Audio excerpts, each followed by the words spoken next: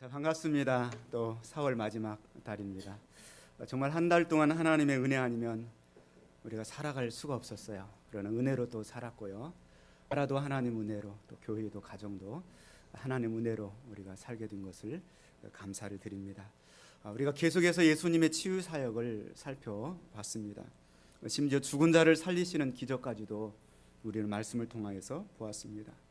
그리고 그 최고의 기적들을 통하여서 이 모든 것들이 무엇을 말씀하고 있는가 하는 것을 우리가 지난주에 두 가지 사건을 통하여서 살펴보았습니다.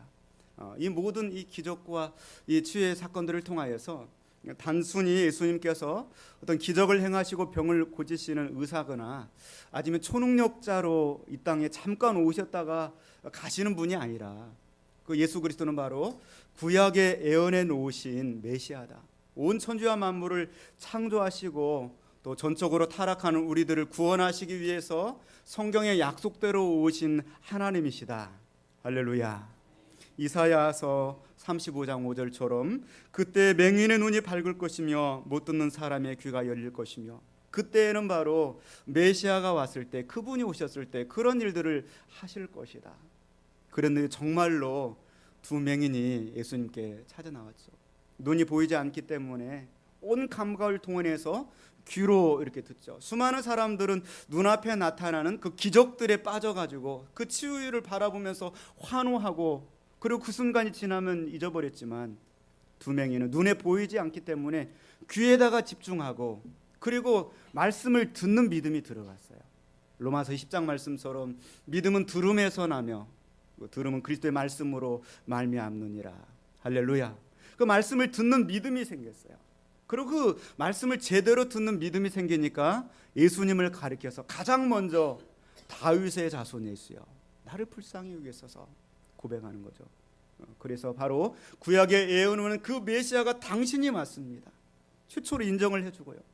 그리고 그 메시아의 권능으로 치유받는 장면을 봤습니다. 그리고 오늘 이 본문의 말씀에 예수님의 3대 사역을 다시 한번 정리를 해줍니다. 우리 9장 35절 말씀 한번 같이 보겠습니다. 예수께서 모든 도시와 마을에 두루 다니사 그들의 회당에서 가르치시며 천국 복음을 전파하시며 모든 병과 모든 약한 것을 고치시니라. 아멘. 예수님의 3대 사역, 첫 번째 사역은 그들의 회당에서 가르치시며, 티칭이라고 그러죠. 두 번째 사역은 바로 천국 복음을 전파하시며, 프리칭, 설교하는 겁니다.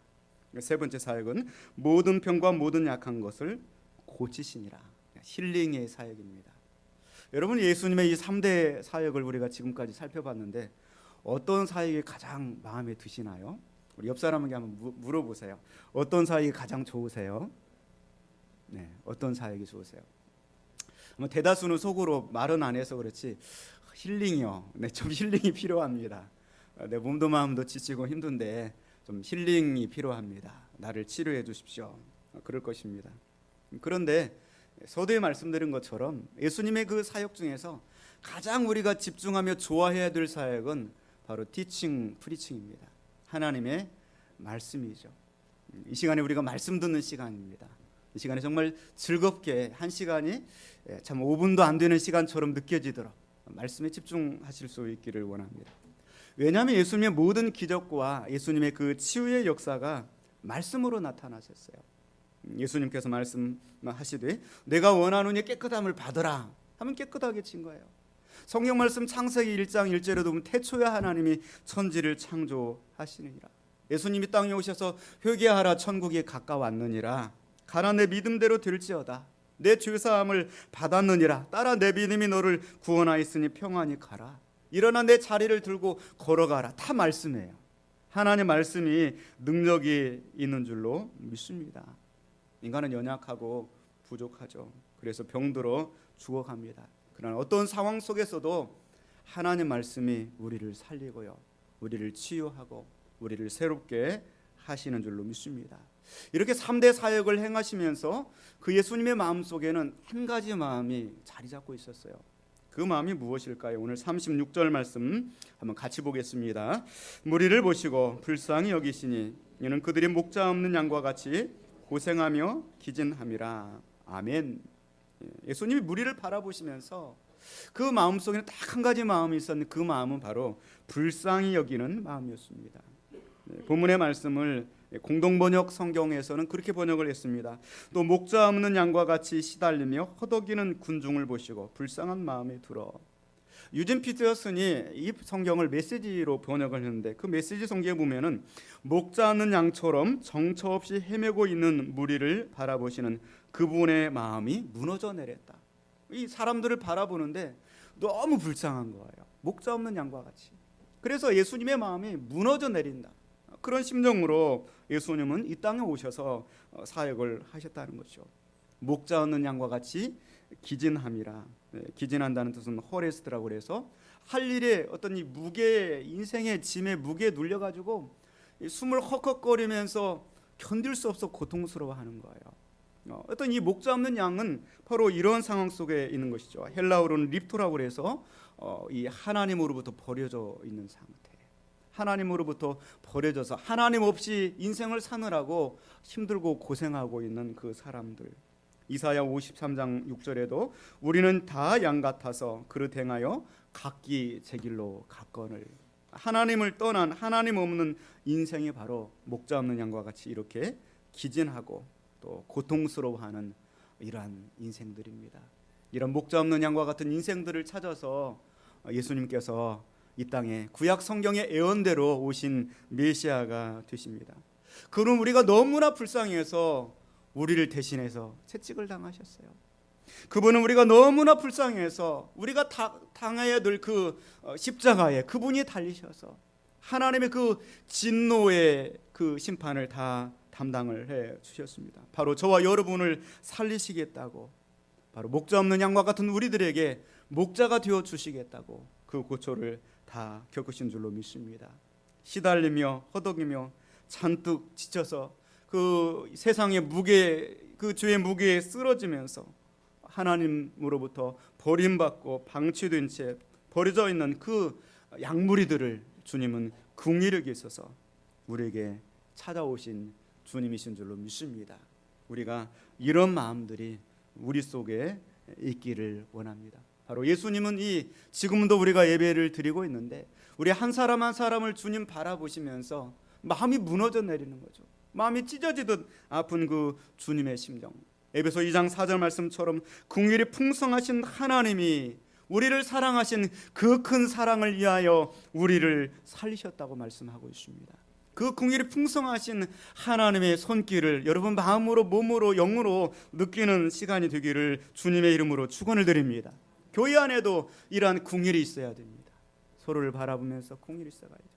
가정 안에서도 긍휼이 있어야 돼요. 우리 옆 사람을 한번 좀 긍휼의 시선으로 한번 바라보세요. 한번 보세요. 자, 부부간에 앉으신 분은 오늘 형제한 거예요. 긍휼의 시선으로 바라보면 밉지 않아요. 불쌍히 뭐예요? 그렇잖아요.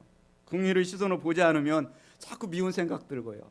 자꾸 판단하게 되고 비판하게 되고 그렇습니다. 곧 이 세상의 모든 문제들은 긍휼만 있으면 해결돼요. 얼마나 불쌍해요. 사람들 보세요. 이 땅에 태어나면서 인생은 다 불쌍한 인생이에요. 이 세상의 모든 칼라는 슬픈 칼라예요. 하나님 바라보실 때. 왜? 죄 가운데서 태어나가지고 하나님의 진노와 저주 속에 있기 때문이죠. 예수님께서 예루살렘을 바라보시면서 우셨어요. 누군가를 바라볼 때는 그 찬란한 도시의 별빛들이 얼마나 아름답고 찬란해요. 그런데 주님이 바라보셨을 때는 예루살렘아 예루살렘아 우시면서 암탉이 병아리를 모음같이 내가 너희를 모으려고 한 것이 몇 번이냐 그랬습니다. 여러분 긍휼의 마음을 가지고 살아가시기를 주님의 이름으로 축원을 드립니다. 그러면서 예수님께서 말씀하시는데 오늘 37절 38절 말씀 보니까 일꾼이 필요하다고 말씀하시는 거죠.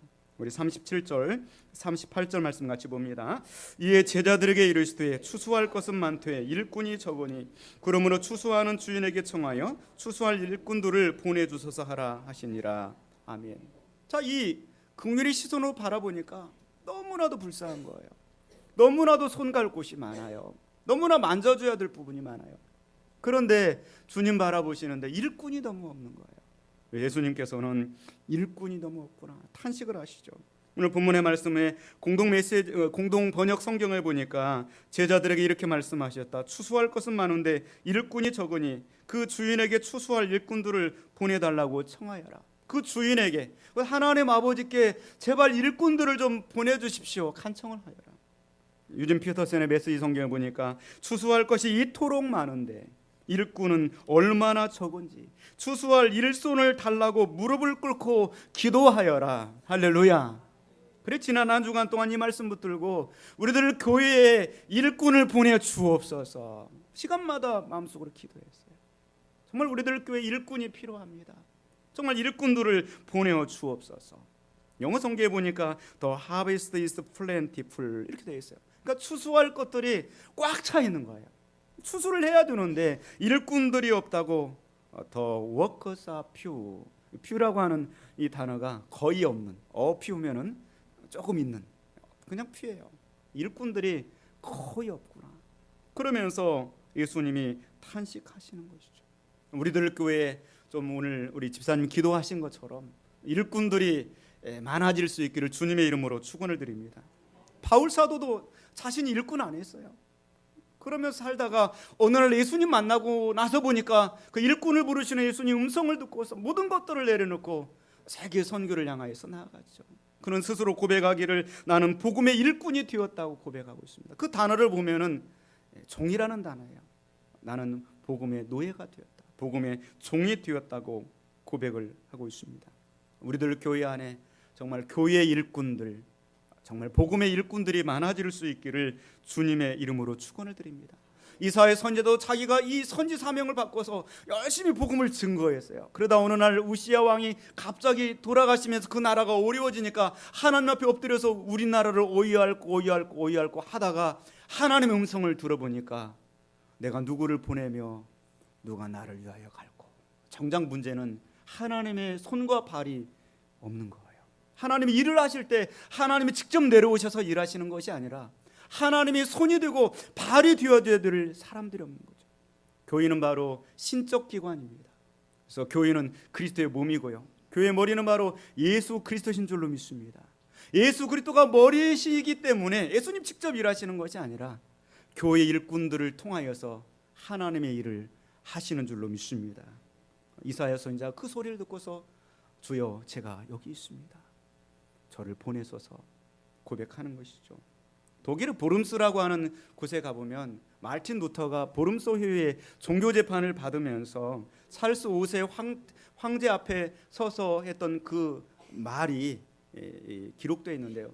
그 자리에 가보면은 이 마르틴 루터의 신발짝 2개를 가보셨어요? 신발짝 끄덕끄덕 이렇게 하셔서 신발짝 2개가 딱 놓여져 있어요. 그 아래 글귀가 있는데 그 글귀의 내용이 제가 여기 서 있습니다, 저는 달리 할 수 있는 것이 없습니다. 그 글귀가 써 있어요. 사랑하는 성도 여러분, 오늘 이 시간에 이 주님의 음성을 듣고서 주님 제가 여기 서 있습니다, 저는 달리 할 수 있는 것이 없습니다, 고백할 수 있는 우리가 될 수 있기를 주님의 이름으로 축원을 드립니다. 요한복음 이 4장 35절 말씀에서도 너희는 눈을 들어 밭을 보라, 눈을 들어 밭을 보라, 휘어져 추수하게 되었도다. 여러분, 눈을 들어 무엇을 보라고 그랬습니까? 밭을 보라고 그랬어요. 눈을 들어 밭을 보라. 여기 밭은 무엇을 의미할까요? 어떤 이 산이나 들판, 텃밭을 의미할까요? 여기 밭은 바로 사람들을 의미합니다. 눈을 들어 사람들을 보라. 여러분, 눈을 들어서 무엇을 바라보십니까? 정말 주님께서 불쌍히 여기시는 그 사람들이 눈에 들어옵니까? 아니면 어디를 가야 내 인생이 성공할 것인가? 어디를 가야 뭔가 나올 것인가? 그것들을 바라보고 있습니까? 여러분, 눈을 들어서 참으로 사람들을 바라볼 수 있기를, 주님의 긍휼의 시선으로 우리 가족들을, 이웃들을 바라볼 수 있기를 주님의 이름으로 축원을 드립니다. 찬송가 515장에 보면은 이런 찬송이 있어요. 아시는 분들, 제가 노래를 잘 못하지만 같이 한번 불렀으면 좋겠습니다. 눈을 들어 하늘 보라, 어지러운 세상 중에 곳곳마다 상한 영의 탄식 소리 들려온다. 빛을 잃을 많은 사람, 길을 잃고 헤매이며 당자처럼 기진하니 믿는 자여 어이할고. 2절 합니다. 눈을 들어 하늘 보라. 어두워진 세상 중에 외치는 자 많고 많은 생명수는 말라서라. 죄를 대속하신 주님, 선한 일꾼 찾으시니 대답하리 어디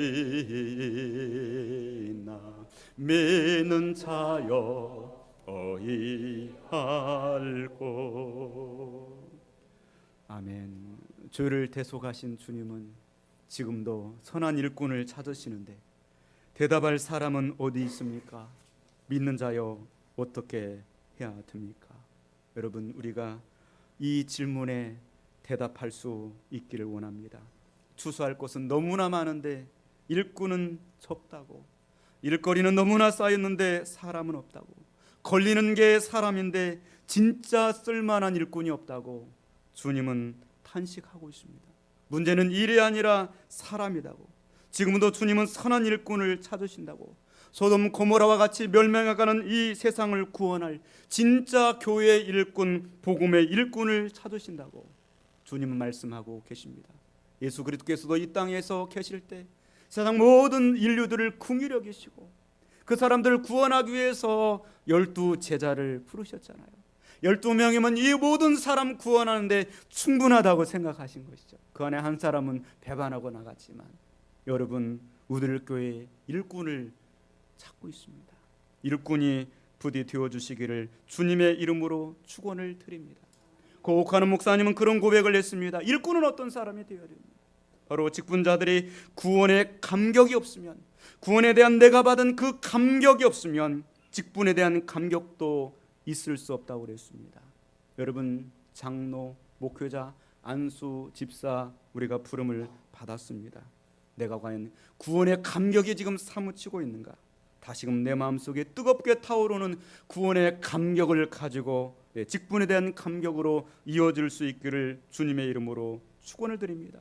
주님이 나 같은 것을 구원해 주신 것만 해도 얼마나 큰 은혜인데, 그 큰 사랑인데 더 나아가서 나를 하나님의 교회의 복음의 일꾼으로 불러주시다니요. 얼마나 감사하고 얼마나 우리가 감동스러운 일입니까? 바울 사도도 그렇게 고백합니다. 나를 능하게 하신 그리스도 예수 우리 주께 내가 감사함은 나를 충성되이 여겨 내게 직분을 맡기심이니. 그럼 내가 무엇이 간데 나를 다시금 기대해 주시고 충성스럽게 여겨서 나에게 직분을 맡겨주시다니요.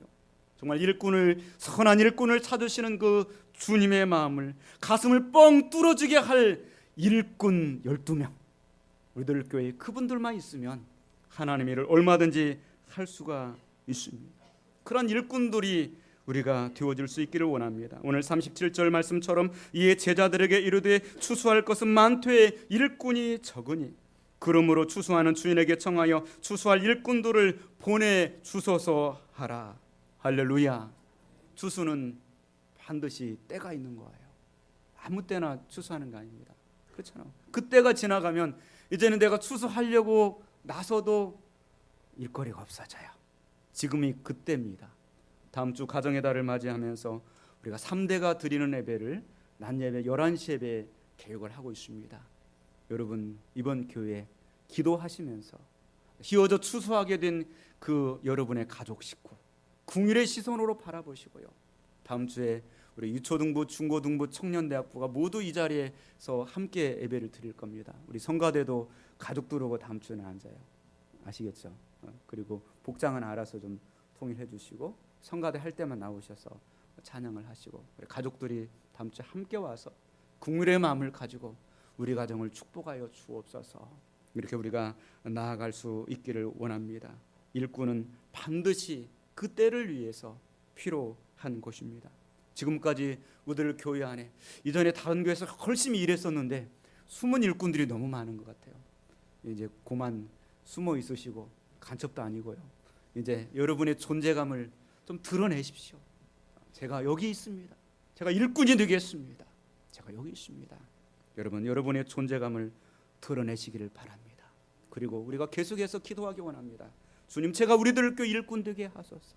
그리고 우리들 교회에 주님이 찾으시는 복음의 일꾼, 교회의 일꾼, 선한 일꾼들을 보내어 주옵소서. 함께 기도하며 나아갈 수 있기를 주님의 이름으로 축원을 드립니다. 기도하겠습니다.